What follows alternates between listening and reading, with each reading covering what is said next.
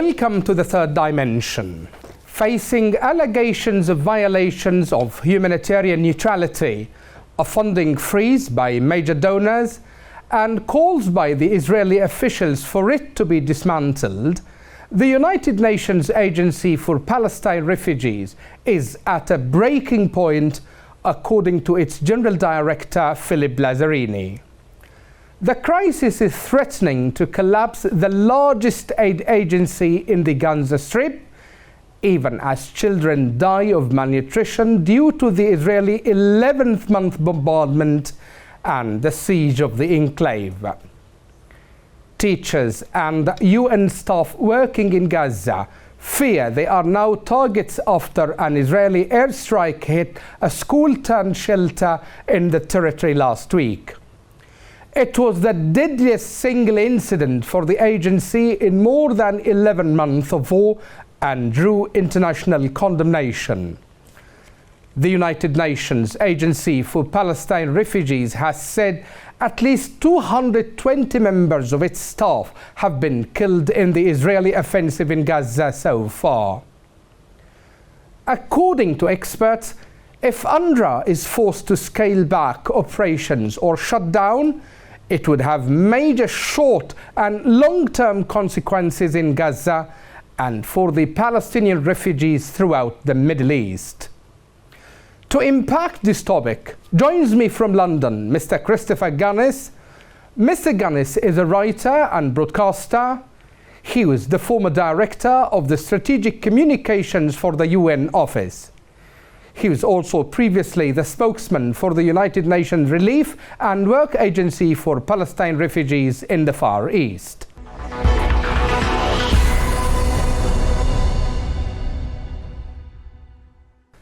Mr. Christopher, welcome to the program. Thank you very much. It's good to be here. Okay. Now, first of all, as a former spokesman for UNRWA, would you tell us at the start about the services of the agency? Well, UNRWA provides two sorts of services.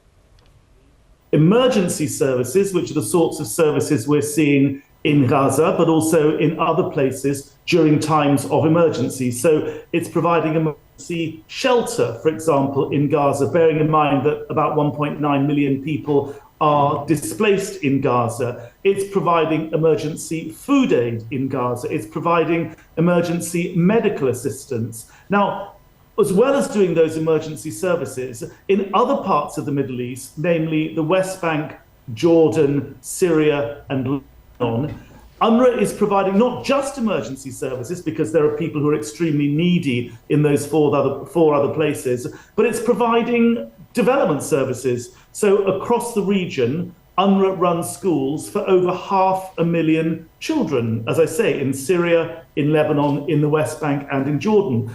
UNRWA supplies primary medical services through its health centres across the region. UNRWA provides relief and social services across the region to women's groups, to disabled people, to children who need special support. So historically and to this present day, UNRWA, as I say, has got two sorts of services: development services, education, health, relief and social services, basically, and emergency services for times of emergency.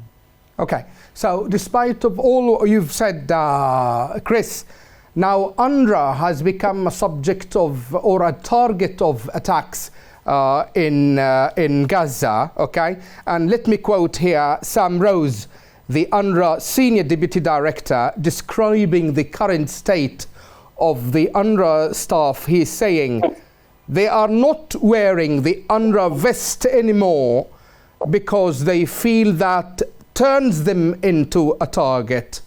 What do you make out of this, Chris? Well, it shows the disgraceful situation that we're in, that Israel has for years launched political attacks on UNRWA, but we're now seeing an existential threat in this latest attack on UNRWA. And to give your listeners some background, in January this year, the Israeli authorities accused 12 UNRWA staff members of taking part in the 7th of October attacks. It has produced absolutely no evidence whatsoever for that. It's just given UNRWA lists of names and some GPS coordinates, but some very sketchy data which doesn't amount to evidence. And it is furthermore, Israel and its proxies, various NGO type organizations, think tank type organizations, have said that 10% of UNRWA in Gaza, that's over 1,000 workers, are members or affiliated with Hamas. But again, there's been no evidence produced. Now, an external report by the former French Foreign Minister Catherine Colonna and an internal report by the Office of Internal Oversight Services in the United Nations in New York has found absolutely no evidence to corroborate Israel's allegations. Nonetheless, Israel is mounting a political attack. So it's hoping to dismantle UNRWA completely. It has mounted an information attack. So it's been smearing UNRWA with lies and with propaganda. It's launched a financial attack against UNRWA. So it went out having said that 12 of its staff members worked for or took part in the attack on Israel on the 7th of October last year. It then went to the donors and demanded that UNRWA should be defunded. And 16 of UNRWA's donors, the main donors, actually did defund UNRWA. But when they learnt and worked out that there was actually no evidence of this, and when UNRWA said that it would do what it could to reform its neutrality and to make sure that it was applying the highest standards of neutrality, already very high standards were being applied, 15 of these 16 donors have come back. But of course, it's the United States, the biggest donor, which was funding about $350 million a year to UNRWA. The United States has not come back, and the US Congress has passed legislation forbidding a resumption of aid or even a discussion about resuming aid to UNRWA, US aid to UNRWA, until next year. So it's a big, big body blow. And if I can just say one very last thing, as well as the political attack, the information attack, the financial attack, Israel is also launching an operational attack. So most UNRWA staff are now being put on 2-month visas. So it's very hard for them to have any certainty about what's actually where they'll be after 2 months' time. Israel is making it very difficult for UNRWA staff members to get into Gaza. So, for example, the Commissioner General, Philippe Lazzarini, has had visas denied for a very long time. The Israelis are also freezing UNRWA's bank accounts, which makes it very difficult for UNRWA to buy goods in order to distribute in both Gaza and the West Bank. And then finally, Israel is attacking the lease on UNRWA property. So it's possible that Israel will now not just try and throw out the staff, not just try to close down the bank accounts, but might actually try and close down the premises where UNRWA works. Yeah. So always in the debate of political and operational attacks on UNRWA, Chris, okay, and let me bring here Einat Wilf, author and former member of Knesset, describing UNRWA, okay, schools, saying, I quote, "In many ways, the UNRWA schools become the midwife, the womb through which Palestinian nationalism is birthed." End of quote. Okay, so to what extent this kind of Israeli attack on UNRWA could go on, Chris? And this author is considered the liberal one. Yeah, I mean, she has very, very little credibility, certainly within United Nations circles. She's something of a laughingstock, to be honest. And certainly when I was in UNRWA, no one took her at all seriously. Yes. Because she simply produces false information, false analysis about UNRWA. One of the things she believes, I think, you'd have to ask her herself, is that if you get rid of UNRWA, then you get rid of Palestinian nationalism, for example. And by the way, she'd have to explain what's so terrible about Palestinian nationalism, the love of your country, the love of your state. She believes if you get rid of UNRWA, then suddenly the 5.9 million refugees that UNRWA serves and their right of return would magically go away. And fundamentally, the attack on UNRWA by people like this woman and others is the mistaken belief that if you get rid of UNRWA, then somehow you magically get rid of the refugees it serves, their inalienable rights, like their right to self-determination, their right of return. But of course, that's not true. It's a bit like saying, if you get rid of Oxfam, you get rid of poor people. It's a sort of Zionist fantasy. And frankly, it has no basis whatsoever in international law. If you get rid of an agency that provides schools and health services and relief and social services, these would still be people with rights, such as the right of return. You cannot simply airbrush away their identity, their history, and their aspirations for a nation state. I mean, that's just, as I say, that's sort of Zionist fantasy land. Okay. Now, in case, Chris, UNRWA were to shut down, for instance, and this is an Israeli goal, who should fill the aid and the service gap that the agency would leave behind? Well, first of all, it's the United Nations General Assembly that gives UNRWA its mandate, and only the United Nations General Assembly, where 193 nations have a vote, can close UNRWA down or change its mandate. And according to all internationally accepted paradigms for dealing with these sorts of issues, UNRWA can only be dismantled, or its services passed on, I should say, to a functioning Palestinian state when there has been a just and lasting resolution of the refugee question in the context of some kind of political resolution of their plight. So, as I say, according to the paradigm, there would be a solution, let's call it a two-state solution, say, and that two-state solution would bring about a Palestinian state, a Palestinian government. That government would have a Ministry of Education, which would take over the UNRWA schools, the UNRWA teachers, the UNRWA students. It would have a Ministry of Health, which would take over all of the UNRWA primary health service. It would have a Home Ministry. It would have various other ministries that would take over UNRWA's relief and social services programs. It would have an economics ministry, perhaps, that would take over UNRWA's microfinance department, etc., etc. But that can only happen in the context of some kind of overall resolution of the Palestinian question. So, the question simply doesn't arise about what happens if UNRWA is closed down tomorrow morning. These would be, the paradigm that we all have, and we've had for decades, is that UNRWA can only be shut down or can only its services passed on in the context of some kind of overall political resolution. Okay. Now, you mentioned earlier, Chris, the funding crisis that UNRWA is suffering from, okay? In your opinion, and as a former official in UNRWA, how has this affected the operations of the agency on the ground?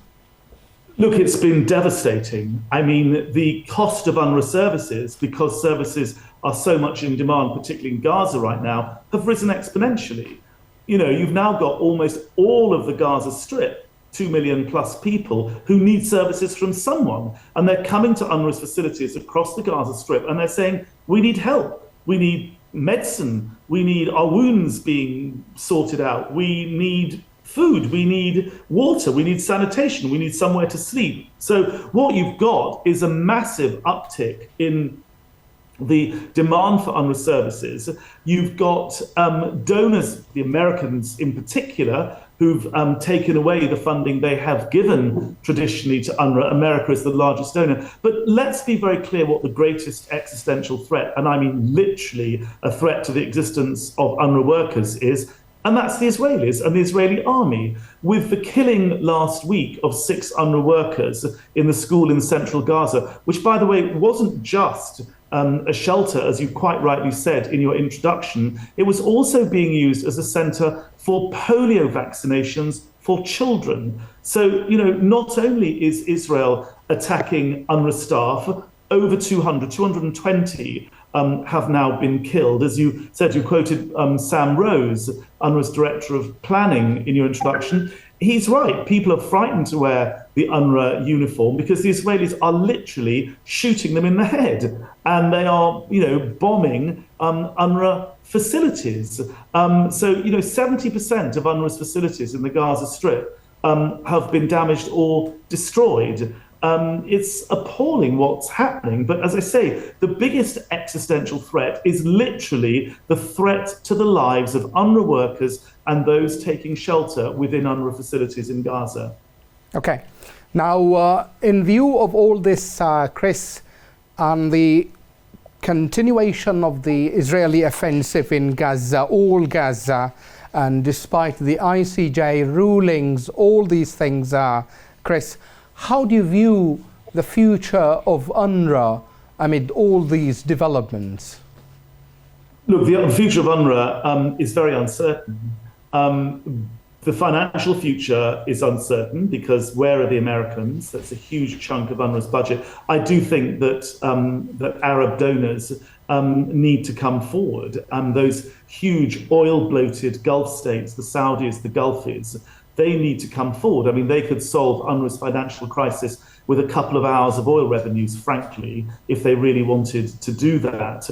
But the future of UNRWA does look extremely vulnerable. I think particularly in Gaza, I think the Israelis are going to attempt to shut UNRWA down. I think that's already happening in the West Bank as well. The Israeli parliament, the Knesset, has begun to pass legislation which would see UNRWA completely dismantled. But of course, the Israelis have no control over UNRWA in Lebanon, in Syria, and in Jordan, where there are millions of refugees who will want UNRWA services. There are millions of refugees who will want the right of return. So even if UNRWA were to be shut down in the West Bank and Gaza, as I say, the refugees, the Palestine refugees, would remain human beings with those rights.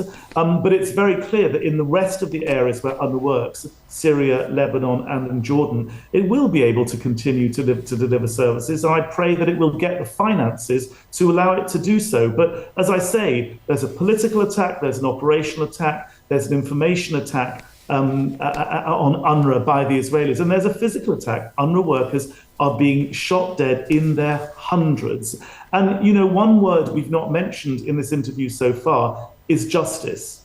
Another word, accountability. And I pray that what we're going to see in the coming days is the International Criminal Court issue arrest warrants for Benjamin Netanyahu, the Israeli Prime Minister, and his defense minister, or the man who has been serving as his defense minister, Yoav Gallant. And there's also going to be, I imagine, an arrest warrant from the ICC against senior Hamas leader. But, you know, there has to be accountability, because what we're seeing is war crimes and crimes against humanity being perpetrated on a virtually hourly basis. We are also seeing action at the International Court of Justice, where two things have happened. South Africa, and now dozens of countries have come in support of South Africa, have accused Israel of violating the Genocide Convention. And on the 26th of January this year, the ICJ issued provisional rulings, and subsequent provisional rulings were ordered by which Israel is expected to allow the free flow of international aid, to stop the killing. And none of those provisional measures have been adhered to by Israel. And I would like to see the international community, both at the ICC, which I've mentioned, but also at the ICJ, start to take action. Because make no mistake, Gaza has become an industrial-scale slaughterhouse for children. Over 17,000 children have been killed. And I use the word slaughter advisedly and purposely, because in many countries around the world, animals are slaughtered in a more humane way than the children of Gaza are being slaughtered at this time. It's an abomination. It's an outrage. It's the scar on the conscience of the world. It's an affront to our humanity. We have to stop Gaza being an industrial-scale slaughterhouse for children. Okay. With that remark, we come to the end of this conversation. Chris, thank you so much for talking to Yemen Today TV, and thank you for your time and insights. My pleasure. Thank you very much.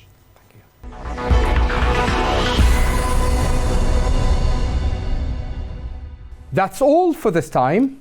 See you next week with a new edition of The Third Dimension.